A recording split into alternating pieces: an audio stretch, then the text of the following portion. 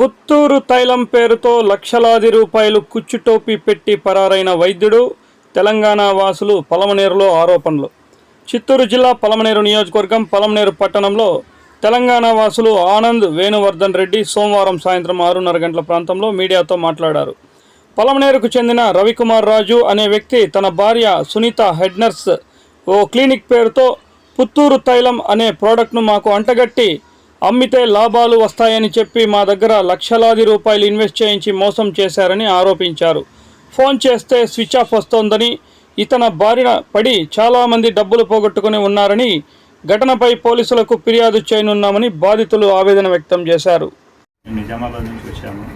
పలమనేరులో రవికుమార్ గారి ద్వారా మేము వాళ్ళ రిప్రజెంటేటివ్ ద్వారా పరిచయం అయ్యాము. హరిబాబు గారు మాకు ఇక్కడ డిస్ట్రిబ్యూషన్ ఇస్తా అని చెప్పేసి పుత్తూరు తైలంకి మా ద్వారా డబ్బులు తీసుకున్నారు, పంపించారు కంపెనీకి. అవన్నీ త్రూ అకౌంట్ ద్వారానే పంపించాము. కానీ అతను మాకు మెటీరియల్ కానీ ఏది కూడా పంపించలేదు. ఒక 2 నెలలు వాళ్ళ కంపెనీ పర్సన్స్ని పెట్టేసి మా అక్కడ స్టాల్ ఓపెన్ చేసేసి రిప్రజెంటేటివ్ అందరినీ పెట్టాడు. ఆ తర్వాత వాళ్ళ ద్వారానే వ్యవహారం అంతా నడిపించేసి వచ్చిన డబ్బులని వాళ్ళ కంపెనీకే తెప్పించుకున్నాడు. మా ద్వారా డిస్ట్రిక్ట్ వైజ్ 2 లక్షలు చొప్పున 3 డిస్ట్రిక్ట్లు మా ద్వారా 6 లక్షలు, తెలంగాణ సీఎం ఆఫీస్ అని చెప్పేసి 5 లక్షలు పెట్టించుకున్నాడు. ఈ బాటిల్ అమ్మకం ద్వారా వచ్చిన బాటిల్కి 10 రూపాయలు మా అకౌంట్లో పంపిస్తా అన్నారు. ఇప్పటి వరకు మాకు ఏమీ రాలేదు. ఒక 2 నెలల వరకు ఏమో లావాదేవీలు జరిగాయి. అప్పటి నుంచి ఇప్పటి వరకు ఏ లావాదేవీ కూడా మాకు ఇవ్వలేదు. అడిగినప్పుడు వస్తాం మెటీరియల్ వస్తుంది అని చెప్పారు. కానీ ఇప్పటివరకు ఏ మెటీరియల్ కూడా రాలేదు ప్రస్తుతానికి. ఆ తర్వాత మేము మొన్న వచ్చి ఇక్కడ కలిసాం వాళ్ళ మేడంని. ఏం పేరండి? సునీత మేడం, చోడేపల్లిలో హెడ్ నర్స్ గా సంబంధం ఉంది దీంట్లో. అయితే ఆ మేడం అనేది మీరు మాకు చెప్పించారా, మాకేం సంబంధం లేదన్నది ఫస్ట్ స్టార్టింగ్ లో. ఆ తర్వాత ఆమె మాట్లాడుతూ ఒక ½ అన్ అవర్ మాట్లాడిన తర్వాత, సరే మీరు వచ్చారు కదా, ఆయనకి ఇప్పుడు లేడు, ఆయన లేకుండా మీకు మెటీరియల్ తయారు చేసి ఇవ్వడానికి నేను ట్రై చేస్తాను, దానికి మాకు 20 to 30 days టైం కావాలని చెప్పింది. సరే అని చెప్పాము. 20 days తర్వాత మళ్ళీ కాల్ చేస్తే మాకేం సంబంధం లేదు, మీరు నాకు చెప్పించారా, మళ్ళీ రివర్స్గా మాట్లాడింది మేడం.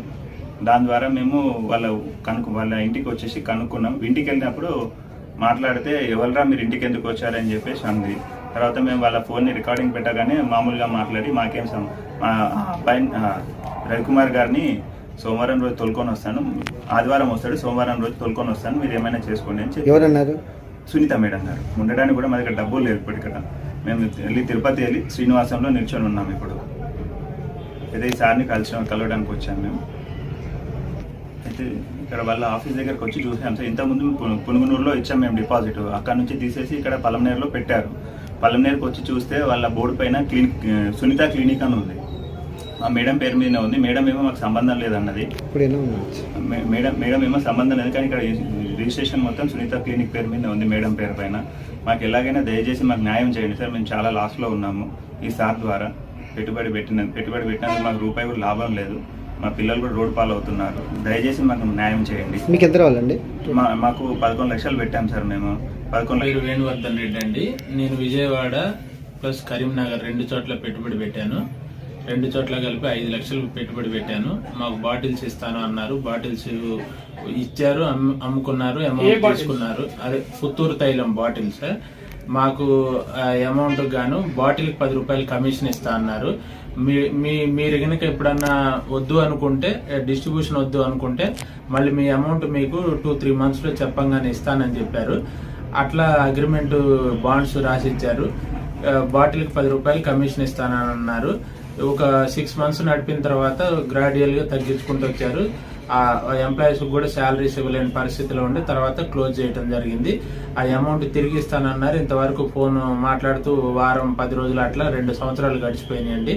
మేము వడ్డీకి తెచ్చి చాలా ఇబ్బంది పడుతున్నాము. ఇంతవరకు ₹1 మా డబ్బులు మాకు ఎట్టి పరిస్థితుల్లో మాకు ఇవ్వవలసిందిగా కోరుకుంటున్నాం. ఎందుకంటే మా పిల్లల భవిష్యత్తు, మా పిల్లలు చదువుకోవటానికి కూడా రూపాయి లేకుండా అయిపోయింది. ఇప్పుడు మేము ఏం చేయాలో అర్థం కాక ఈ రోడ్లు పట్టుకొని తిరుగుతున్నాము.